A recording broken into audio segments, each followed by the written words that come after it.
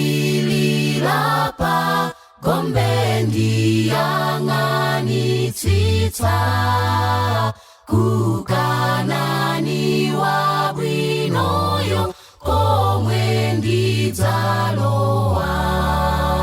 Tayandikira kwatu, ife tayandikira kwatu, komwe tikakhale ndi Ambuye kunthawi zamuyaya.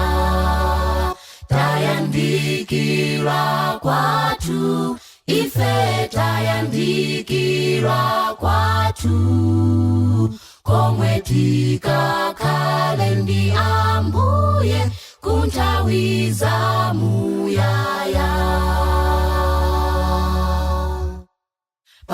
Pamadambo akuluonza wala tsikulo, Kristu adzalamulira nadzachotsa mdima.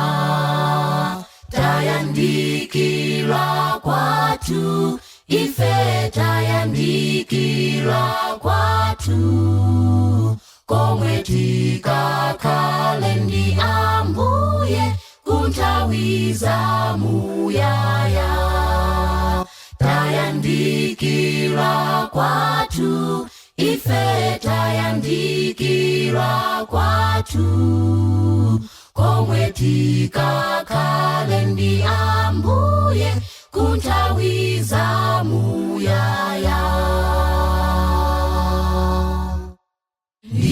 Ndidzafika uko liti ndikudalitsidwa, dzamona liti Atate kuti ndikapume.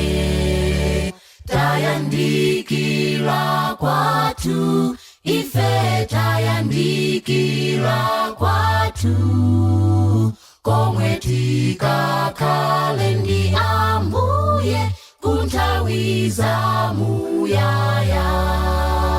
Tayandikira kwatu, ife tayandikira kwatu, komwe tikakhale ndi Ambuye kunthawi zamuyaya.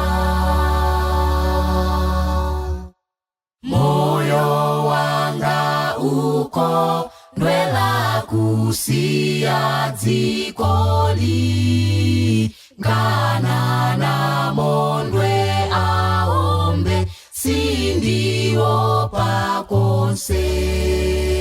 Tayandikira kwatu, ife tayandikira kwatu, komwe tikakhale ndi Ambuye kunthawi zamuyaya.